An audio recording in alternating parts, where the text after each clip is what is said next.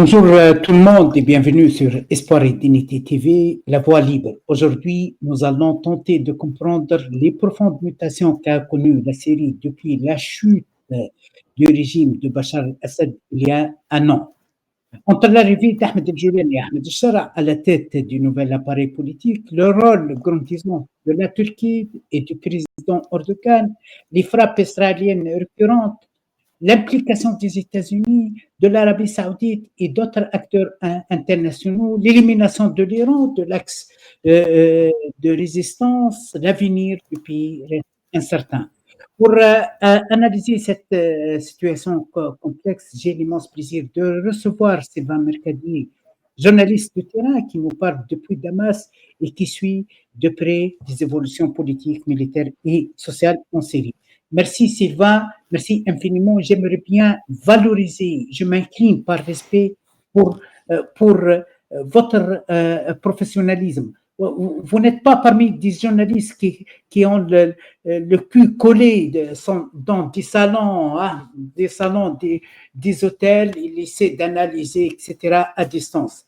Vous êtes toujours sur terrain, vous êtes toujours en contact direct avec l'actualité, avec les acteurs aussi de l'actualité au Moyen-Orient. Merci beaucoup, Sylvain. Merci à vous, merci beaucoup pour l'invitation à nouveau. Merci beaucoup. Sylvain, un an après la chute du régime de Bachar el-Assad, quel regard portez-vous sur la manière dont le régime s'est effondré d'abord? Comment la population syrienne a-t-elle vécu cette transition brutale? Ouais, eh ben, effectivement, on est à un anniversaire aujourd'hui. Enfin, en tout cas, on est entre deux anniversaires, celui du début de l'offensive contre la chute, contre le régime de Bachar el-Assad, ce qui était le 27 novembre dernier, et le 7 décembre prochain, ce sera l'anniversaire de la chute totale du régime. Donc, on peut faire un bilan après un an, c'est que on a clairement un nouvel ordre géopolitique qui est en train de se mettre en place avec l'arrivée au pouvoir des anciens djihadistes de Hayat Tahrir al-Sham qui sont en train de remodeler en fait la Syrie à l'image qu'ils voudraient lui donner et à l'image aussi que veulent lui donner les alliés de ces acteurs. Tout ça se passe non sans de nombreuses turbulences en Syrie, comme on a pu le voir au travers des différents épisodes, à commencer par tout d'abord l'offensive israélienne sur la région de Quneitra, donc une avancée dans le Golan, ensuite les massacres d'Alaouites sur la côte et dans les provinces de Homs et Hama, et dernièrement l'offensive contre les Druzes dans la province de Soueïda. Voilà, donc tout ça sont des phénomènes qui sont pas seulement courts dans la durée, mais qui s'inscrivent dans le temps long, c'est-à-dire que il y a des tensions régulières dont on ne parle pas dans la presse. Il y a des conflits qui sont vieux aussi parfois, entre les Druzes et les Bédouins. Ce sont des conflits qui ont plusieurs décennies d'existence, mais qui sont exacerbés en fait par la crise, instrumentalisés par le pouvoir ou par d'autres acteurs. Et c'est ce qu'on voit aujourd'hui. Donc tout ça aussi, il faut parler de la question kurde qui est toujours centrale aussi dans l'avenir de la Syrie, puisque les négociations en cours vont déterminer si l'autonomie pour cette communauté-là et aussi pour les différentes autres communautés qui sont présentes dans le nord-est vont ou non pouvoir, si ces communautés vont pouvoir obtenir une certaine autonomie, ce qui serait à mon avis une source d'espoir pour les autres communautés en minorité, on va dire minorité sur le plan politique, et démographiques, que sont les Druzes et les Alaouites, et aussi d'un certain niveau les chrétiens en Syrie. Voilà. après une année depuis la chute du régime Assad, est-ce que maintenant nous pouvons trouver des réponses concernant l'ascension d'Ahmed El-Goulani, autrefois chef de fraction djihadiste armée jusqu'à la direction du pays. Beaucoup de questions, des personnes qui accusent El-Goulani d'être un agent de Mossad, du CIA, être au service des Qatariens, être au service des services de renseignement turcs, etc. Des autres théories évoquent un coaching, un soutien de la part du service de renseignement britannique. Qui est ce Ahmed El-Goulani? Écoutez, moi je ne crois pas à l'idée d'un pantin ou d'un acteur qui serait complètement inféodé à d'autres, à un parrain ou quelque chose comme ça. Voilà. C'est quelque chose qui est assez courant dans la région d'imaginer un espèce de complot général dirigé par la CIA, par le Mossad, et qui en fait donnerait à tous les acteurs les plus éloignés idéologiquement d'ailleurs de la CIA et du Mossad, en fait, des allégeances secrètes. Moi, je suis, c'est mon expérience de terrain, hein, c'est à peu près 15 ans de terrain quand même au Moyen-Orient. Je suis convaincu que tous les acteurs en jeu ont une certaine forme d'autonomie à un moment de leur parcours, et que cette autonomie, elle fluctue au fur et à mesure. Ce qui est clair avec Ahmed Shara, c'est qu'il est pas, c'est pas un agent, mais c'est un acteur qui a des formes d'alliances stratégiques, mais aussi idéologiques avec d'autres acteurs régionaux et internationaux que sont effectivement, tu les as cités, le Qatar, la Turquie, mais aussi les services de renseignement occidentaux. Mais on pourrait aller plus loin aussi, on pourrait dire le Pakistan, jusqu'en Chine. Aujourd'hui, il y a un rapprochement avec la Chine, de la Syrie. Et puis, il y a un dégel aussi des relations avec la Russie qui permettra probablement, dans l'esprit de Ahmed Shara et de ses proches au pouvoir, d'opérer une sorte de contre-pouvoir à la mainmise occidentale et des pays du Golfe sur la Syrie un jour. Voilà. Donc tout ça, c'est des choses qu'il faut prendre en compte. Ahmed Shara ne reçoit pas d'ordre de Washington ou de Tel Aviv. Ahmed Shara établit sa politique en s'appuyant sur d'autres acteurs et en recevant aussi, comme tu l'as dit, des conseils de cabinets, de conseils qui sont effectivement très proches de l'intelligentsia politique britannique.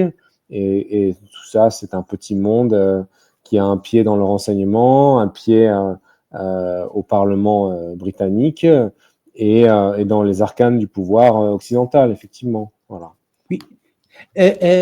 Sylvain, comment est-il perçu aujourd'hui, Ahmed El-Goulani, Ahmed Shara, par les différentes composantes de la société syrienne? Parce que je connais personnellement plusieurs personnalités syriennes, soit les pro-Bachar, soit l'opposition démocratique, etc. Par exemple, mon ami Haït Manna insiste que cela ne représente pas la révolution syrienne. Il n'a aucune relation avec la révolution syrienne. Et quels sont les principaux changements politiques initiés au gouvernement? Ouais. Ah, bon, il faut comprendre que pour une bonne partie des Syriens, donc si on regarde la société syrienne du point de vue démographique, confessionnel, on a une grande masse populaire sunnite qui s'est d'ailleurs qui est devenue plus conservatrice au fil des années pendant la guerre, qui a pour une partie, pas pour toutes, mais pour une partie, adopter un registre sectaire pour expliquer les conflits dans la guerre civile. Et donc, pour cette base populaire-là, Ahmed Shara est un homme providentiel. Donc, ça veut dire que une partie de la société syrienne est corps et âme solidaire, en fait, du gouvernement actuel. Voilà. Ça ne veut pas dire que la majorité des Syriens le sont, mais c'est qu'il y a une base importante, une base très importante. Moi, je suis arrivé en Syrie il y a 5 jours. C'était le 27, donc il y a 4 jours peut-être. Et on était en pleine effervescence parce que c'était justement l'anniversaire du début de l'offensive contre le régime de Bachar. Et les rues étaient pleines de drapeaux du nouveau gouvernement syrien, avec le drapeau d'ailleurs de la Palestine aussi, et quelques drapeaux islamiques aussi. Voilà, parce que ça, c'est la réalité démographique, c'est la réalité sociale de la Syrie aujourd'hui. Voilà, ça ne veut pas dire que tous les Syriens le sont. Et effectivement, pour la base de la société qui n'est pas, elle, dans un registre communautaire, conservateur, à tendance islamique, le gouvernement de Ahmed Shara est problématique. Et on sait très bien de qui on parle, les Druzes, les Alaouites, les chrétiens, les autres minorités, et ne les oublions pas, les laïcs, voilà, parce que quelles que soient les communautés, on retrouve des laïcs, une classe de gauche qui n'adhère pas du tout en fait avec le projet politique de Ahmed Shara et de son gouvernement. Voilà. Donc on a un certain clivage, mais on a de facto en fait des nouveaux maîtres, des nouveaux dirigeants qui ont promis une transition. Ils se sont donné 5 ans pour la mettre en place, ce qui est très long. Espérons qu'à ce terme-là, on arrivera à des élections justes et transparentes. Voilà. On n'est pas en mesure de le dire aujourd'hui, quoi. Sylvain, beaucoup de questions concernant le rôle de la Turquie, l'influence d'Erdogan surtout.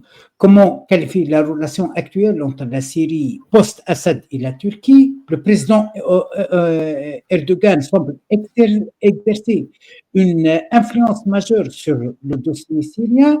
Peut-on parler d'une forme de tutelle, partenariat, surtout avec le renforcement de coopération militaire et de présence militaire aussi turque? Quels sont les enjeux pour Ankara? Sécurité, influence régionale, économie, question kurde? Tu as tout dit. On est sur ces 3 registres-là. Donc, on a la question sécuritaire. Bon, déjà, la Turquie reste le principal allié de Ahmed Shara aujourd'hui, du nouveau pouvoir à Damas. Voilà. C'est eux qui vont former l'armée syrienne de demain. C'est eux qui vont avoir, à mon avis, une plus grande part du gâteau dans les contrats de reconstruction en Syrie, même s'ils sont en compétition assez importante avec les pays du Golfe et certains pays occidentaux. Ça permet aussi à la Turquie de régler la question des réfugiés syriens sur son territoire. On parlait de plusieurs, je ne sais plus si c'était entre 1 et 2 millions de réfugiés sur le territoire turc, voilà, qui pourra se régler progressivement avec la fin des conflits en Syrie. Et bien sûr, ensuite vient la question kurde. La Turquie ne tient absolument pas à voir une présence ou en tout cas une forme d'autonomie donnée aux Kurdes qui permettrait en fait aux forces, en tout cas au pouvoir dans le nord-est syrien, c'est-à-dire le PYD, parti politique de l'Union démocratique des Kurdes du nord-est, de continuer en fait à régner parce que c'est une émanation, selon Ankara, du PKK, ce qui est effectivement le cas. Voilà. Donc, à partir de là, se jouent des négociations entre Damas et l'administration autonome du nord-est syrien, qui est en fait une administration non reconnue internationalement, mais qui est appuyée par Washington dans en fait son entreprise de lutte contre Daesh, mais aussi d'affaiblissement de ce qui était, en tout cas jusqu'à il y a un an, l'axe chiite, c'est-à-dire l'axe entre Téhéran et le Hezbollah qui passait par la Syrie. Voilà. Donc, les Kurdes ont été l'instrument un peu de cette stratégie américaine, mais elle a permis aussi de stabiliser cette région nord-est et d'empêcher le maintien de terroristes les plus radicaux qui régnaient depuis Raqqa dans le nord de la Syrie. Voilà. Donc pour la Turquie, on est effectivement dans en tout cas, il y a une pression énorme exercée sur Damas pour empêcher toute forme d'autonomisation, en tout cas d'institutionnalisation de l'autonomie du Nord-Est, qui serait vu comme en fait un mauvais modèle à suivre pour les Kurdes de Turquie. Voilà, c'est ça en fait la hantise de la Turquie, c'est de voir après le KRG, donc la région, le gouvernement régional du Kurdistan en Irak, de voir une nouvelle province autonome prendre pied au service de la cause kurde, ce qui pourrait à terme amener les Kurdes de Turquie à se soulever à nouveau, comme ils ont pu le faire à maintes reprises, la dernière fois en 2016, pour exiger une autonomie au sein de la République turque. Oui. Sylvain, l'autre question concernant l'agressivité continue d'Israël contre la Syrie. La Syrie, la frappe israélienne continue malgré le changement de régime, malgré que Israël a pu réaliser, presque il a détruit ça veut dire la capacité totale de l'armée syrienne. Il a détruit les centres de recherche, il a détruit l'aviation syrienne, il a pu occuper des territoires stratégiques comme Jabal el-Sheikh, et malgré surtout la bonne volonté de Ahmed el-Joulani, qui n'a pas cessé d'exprimer sa volonté de normaliser avec Israël, de cohabiter dans le cœur de ce pays brahimique parrainé par Trump. Israël continue les attaques contre la Syrie, continue les attaques contre les infrastructures civiles, militaires, administratives du régime de Ahmed Joulani. Oui, il faut comprendre certaines choses aussi par rapport à tout ça. Oui, malgré que la bonne volonté de Ahmed Joulani aussi s'est manifestée à travers son exigence pour plusieurs mouvements et figures de la résistance palestinienne de quitter la Syrie. Non, bien sûr. En fait, Israël et Ahmed Shara ne veulent pas la même chose et n'arrivent pas à se mettre d'accord pour plusieurs raisons. Ahmed Shara a envie en fait de neutraliser, ou en tout cas de désengager les tensions avec Israël, parce qu'il a très bien compris qu'Israël est beaucoup trop puissant et appuyé par les États-Unis pour envisager quoi que ce soit. Donc, ce qu'il aimerait, c'est un accord sécuritaire. Il aimerait un accord stratégique sur la question sécuritaire. Donc, en fait, une neutralisation, un peu comme elle existait entre le régime de Bachar al-Assad et les Israéliens depuis les années 70 jusqu'à l'an dernier, sur de nouvelles bases. Voilà. Or, les Israéliens ne l'entendent pas de la même façon, au sens où les Israéliens sont dans une forme, en fait, à mon avis, de suprémacisme qui fait suite, en fait, à leur coup d'éclat militaire contre le Hamas, contre le Hezbollah au Liban. Ils considèrent qu'ils ont joué un rôle aussi dans la chute de Bachar al-Assad en fragilisant le Hezbollah et en lançant des frappes contre les installations de la résistance au fil des années. Ils comptent en fait jouer sur la carte des djihadistes au pouvoir à Damas pour justifier en fait de leur agressivité, de leurs offensives et en fait de prendre du terrain et d'avancer sur des zones stratégiques en Syrie. Donc on a la question de l'eau qui est importante, hein, la province de Quneitra qui est adjacente au Golan et une grande réserve d'eau de Syrie, Djebel Sheikh, comme tu l'as mentionné, et également un château d'eau, une montagne. Et donc, en tant que montagne, a aussi une position stratégique exceptionnelle en fait sur toute la région. C'est la plus haute montagne après le mont Liban, qui est au cœur du Liban dans le nord. C'est la plus haute montagne de la région.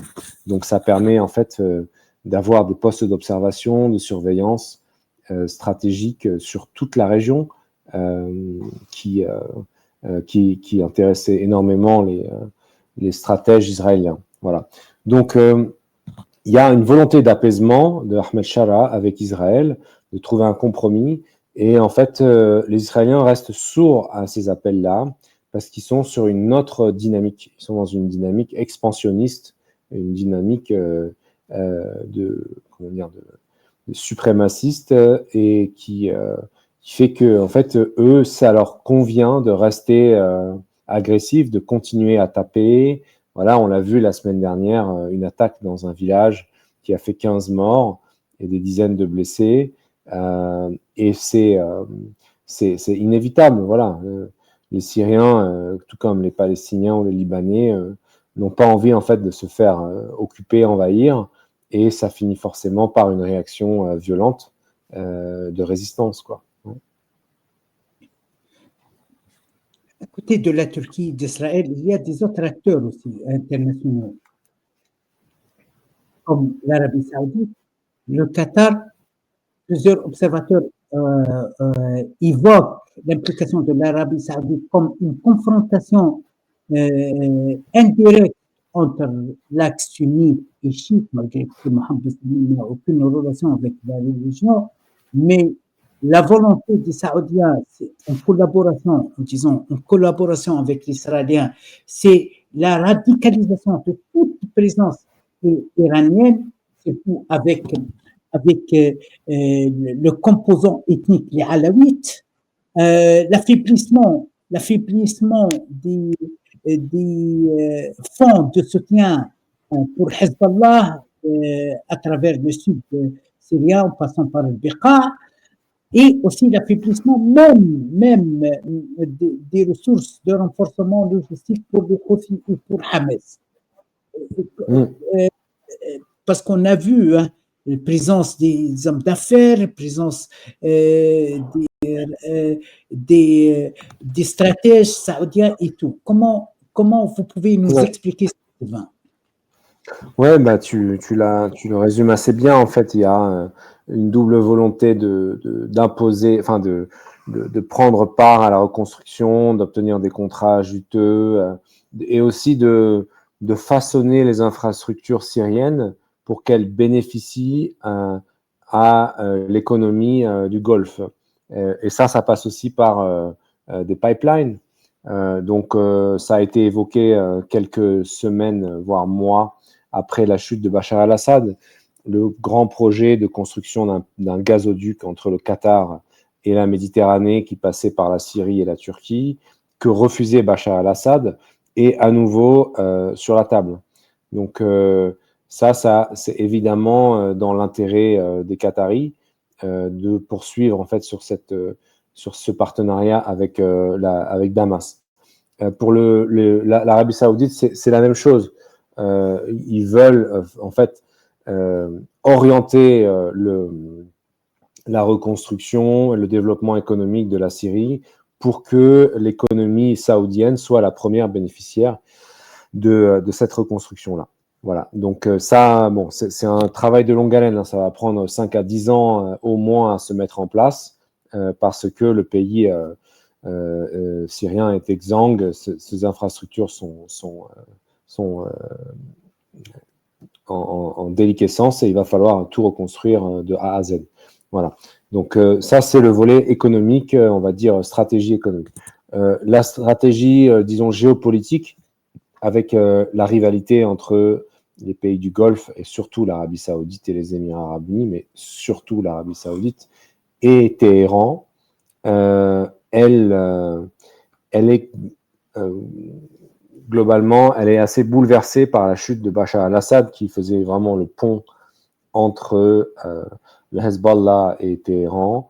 Donc ce pont est coupé, ce qui pose d'énormes problèmes logistiques pour le Hezbollah, pour perpétuer en fait sa capacité on va pas dire de nuisance, mais en tout cas de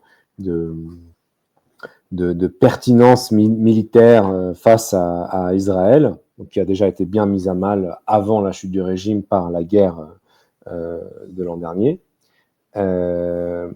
Donc, globalement, on est effectivement toujours dans un conflit, une rivalité entre l'Iran et l'Arabie Saoudite qui influe énormément en fait sur les allégeances politiques, les appuis militaires, stratégiques avec tel ou tel acteur dans la région. Ce qu'on peut se dire aujourd'hui, c'est que l'Iran, lui aussi, sort grandement affaibli de sa guerre avec Israël l'an dernier, pardon, pas l'an dernier, l'été dernier, et que généralement, je pense que les Saoudiens sont réconfortés dans l'idée que ils doivent continuer à collaborer avec Israël. Donc, comme on le sait, les accords d'Abraham, qui sont un peu mis en veilleuse pour l'instant à cause de la guerre à Gaza, sont toujours sur la table et vont probablement revenir à l'ordre du jour dès que la guerre à Gaza se sera plus ou moins apaisée, parce que je ne pense pas que le conflit va jamais vraiment se résoudre là-bas, mais qu'il va plus ou moins baisser d'intensité, et que ça va permettre pour les pays du Golfe de remettre les accords d'Abraham sur la table, faire comme si de rien n'était, et de continuer la collaboration économique, mais aussi stratégique, renseignement, technologique, militaire, avec Israël. Et donc, on va globalement avoir une sorte d'entente avec entre ces acteurs-là, au détriment de ce qui était jusqu'à présent l'axe Téhéran-Hezbollah, en passant par Bagdad, ou en tout cas une partie de l'appareil politico-militaire irakien, que sont ce qu'on appelle les Fasa'el, ce sont les milices chiites pro-Iran, et ce qui était jusqu'à il y a un an le régime de Bachar al-Assad en Syrie. Voilà. Ma dernière question, Sylvain. Ahmed Charra. Tu m'entends? Oui, oui. Ahmed Charra a pu mener, a pu réussir la diplomatie économique. Personne ne peut dire le contraire. Il a pu, dans quelques mois, enlever les sanctions économiques, les restrictions économiques contre la Syrie. Aujourd'hui, malgré l'enlèvement de ces sanctions, quel est l'état de l'économie syrienne un an après la transition? Quels défis socio-humanitaires restent les plus urgents selon vous?